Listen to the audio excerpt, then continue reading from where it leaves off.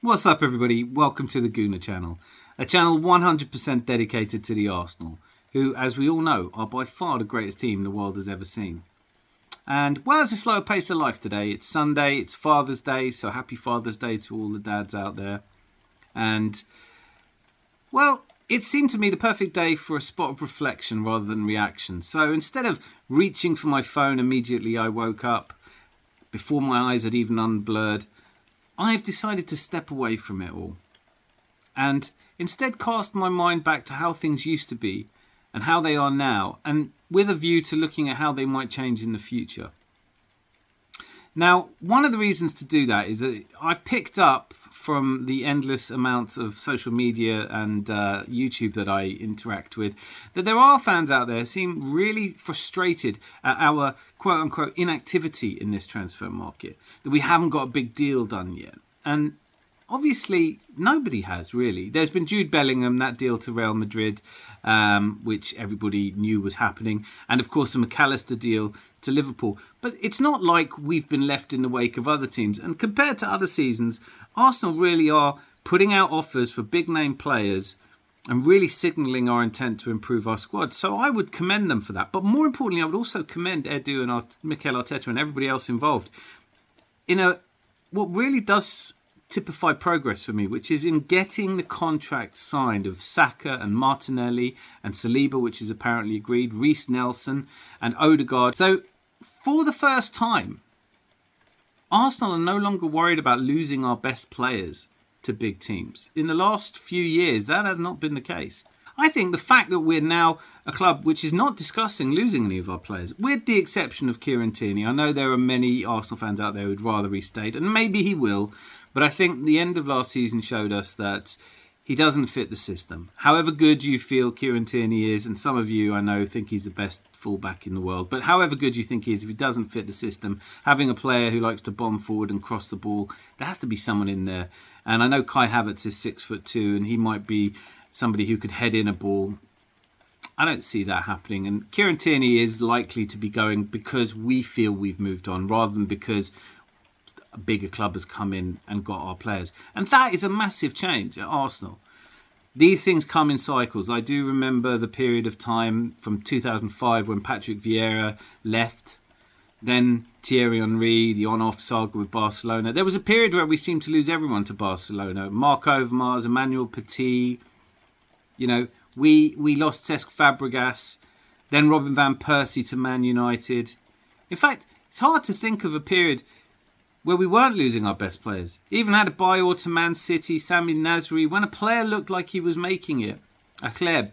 Then we kind of figured he might be off. Ashley Cole, arguably the best left-back ever in the Premier League, and we lost him. So I would like to say this is huge progress for an Arsenal side now, that we're in a position that we're not just talking about players coming in, but landmark players coming in at that. So the transition from being essentially a selling club to one that is now very much out there flexing its muscles and looking to build and add to its strength is progress that I don't think we should overlook too quickly. We're not fending people off for Saka. Man City aren't coming poaching Martinelli off us. There is something to be measured in that. And so I would praise the Arsenal board for getting those contracts out of the way. And that's really important. Some of the best signings you ever do are keeping Saka at the club or keeping Odegaard at the club. And of course, nowadays, a fundamental difference between how transfers are done is in the transfer market being so discussed. You know, we didn't used to. Scrutinised. Any rumour that pops up is given huge amounts of credence. One story can be quoted by 15 others, and before you know it, it's talked about as though it was some form of fact.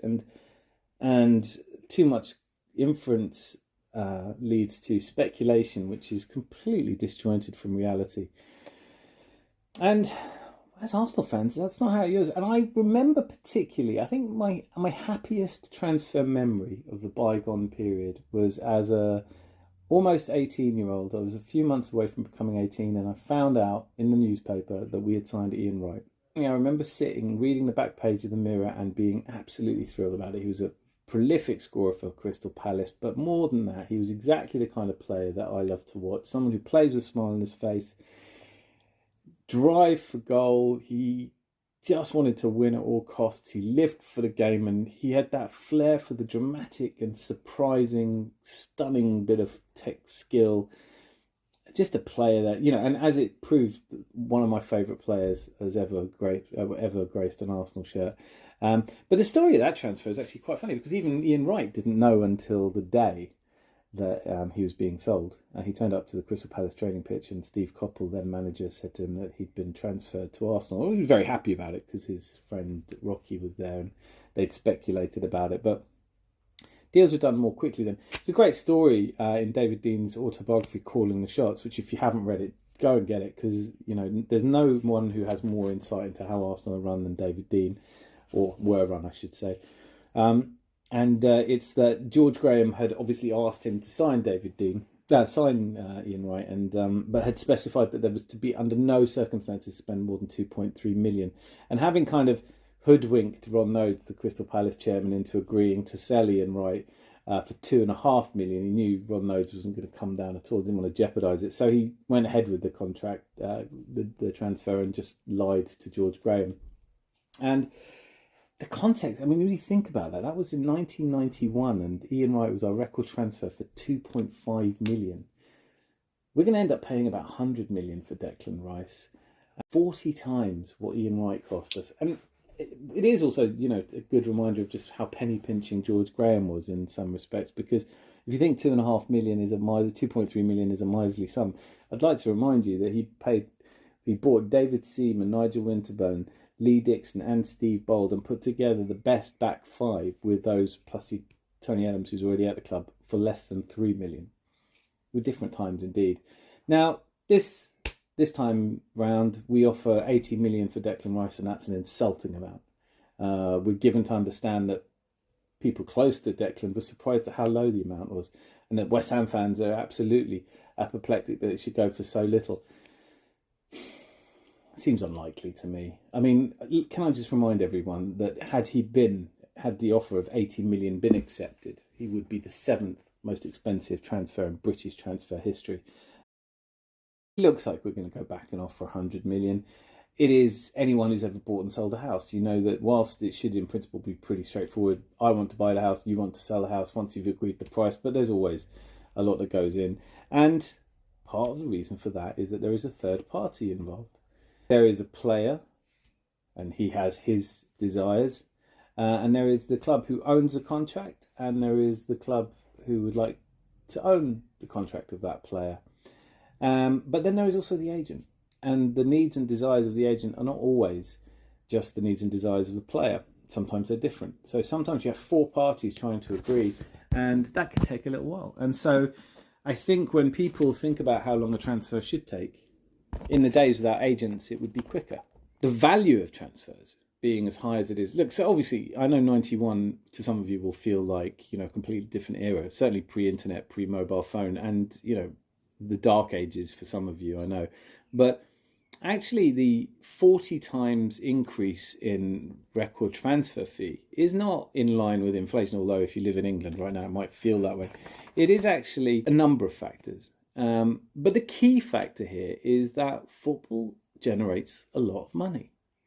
The formation of the Premier League saw its ability to discuss contracts on behalf of the most watched teams has generated interest in, but also, if you go back to the 90s, in the 90s, it was more commonplace that once a very good English player had stood out, take, for example, Gascoigne, that he would be poached by an Italian club, which also saw David Platt, an England captain, go to Italy. And the big transfers were all being done by Italian clubs where, they changed the law in the 80s to allow foreign national players to enter the league. And as a result, you had Marco van Basten, Ruud Gullit, Frank Rijkaard, Lothar Matthäus, Ronaldo, George Weah, players of that kind of calibre were all playing in Italy.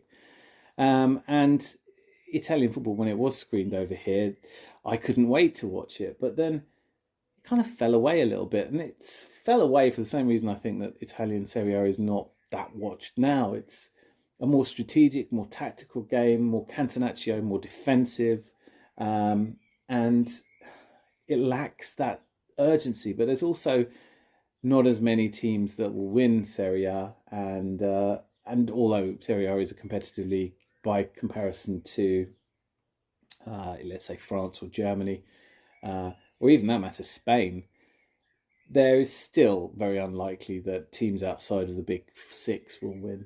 And England, we do have that. We do have, Man City back in 1991 were not a club that you would have envisaged winning a treble.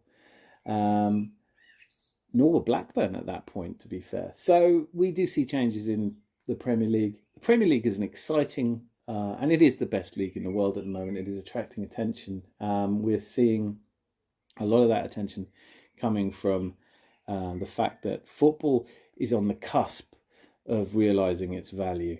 That up until now, these amounts of money seem eye-watering, but actually, with the untapped, as yet almost untapped US market, we are starting to see franchises in the MLS go for more and more money. We are now seeing players like Messi considering going to Inter Miami, not just for the contract amount, but for the fact that Adidas, a huge player in football, whose profits are around 11 billion a year, is a huge investor in football because so much of its profits are derived from shirt sales and brand awareness that the Premier League offers. And when you look at American sport, it is the top four American sports that really occupy the interest of the United States. However, that's changing. Football is breaking in amongst people under 18. Hockey has sort of fallen away and been replaced by football. And this is fairly obvious why. If you want to go and play hockey with your friends, you have to have a lot more equipment than you do if you just want to play jumpers for goalposts in a game of football. So it has more appeal.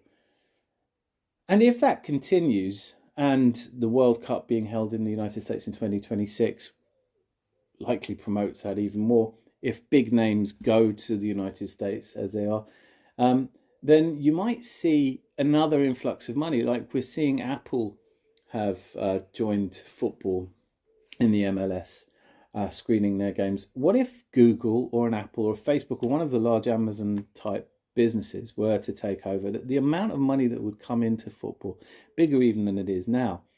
And then you look at the extractive economy represented by agents and you see, well, a lot of that money is going to go out of the game altogether, because money that goes to players goes to the people doing all the important work.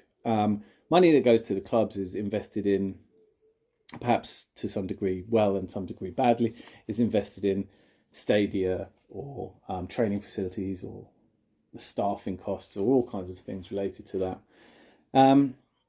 But the money doesn't seem to go back to the actual fans. It doesn't go to reduced ticket prices. It doesn't, nowadays it would be very easy to run one of the top clubs without any ticket prices whatsoever.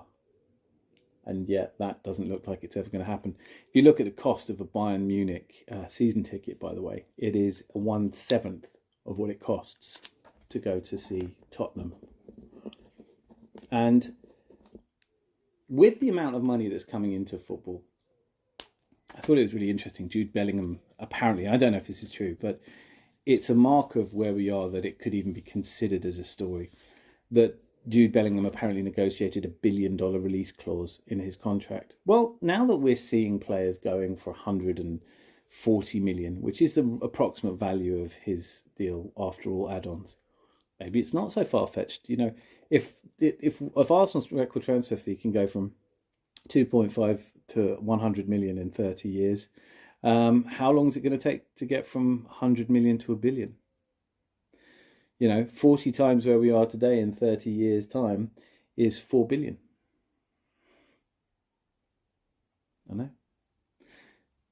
Is well above inflation. But what should happen?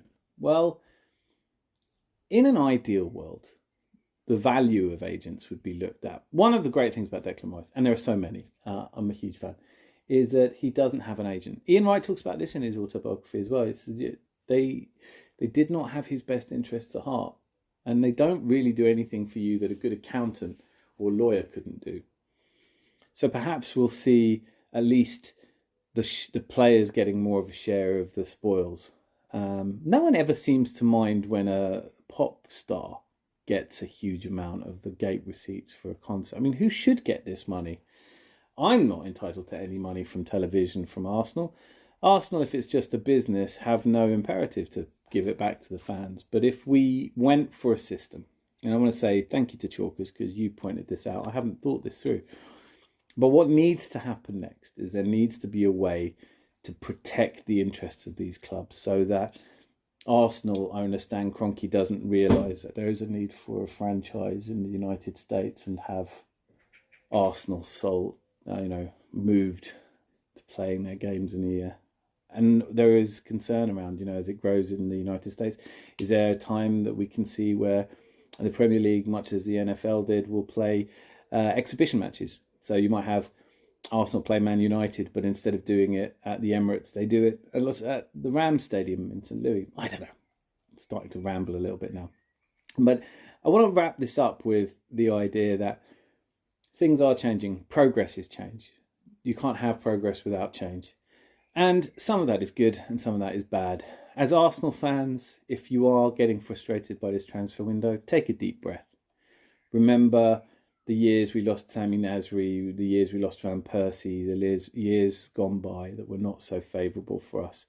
And look forward to who might be coming in, particularly since, I wasn't particularly excited at the signing of Nigel Winterburn, Steve Bold or Lee Dixon, but those three signings, along with Dave Seaman, who wasn't popular because he supplanted the title-winning John Lukic.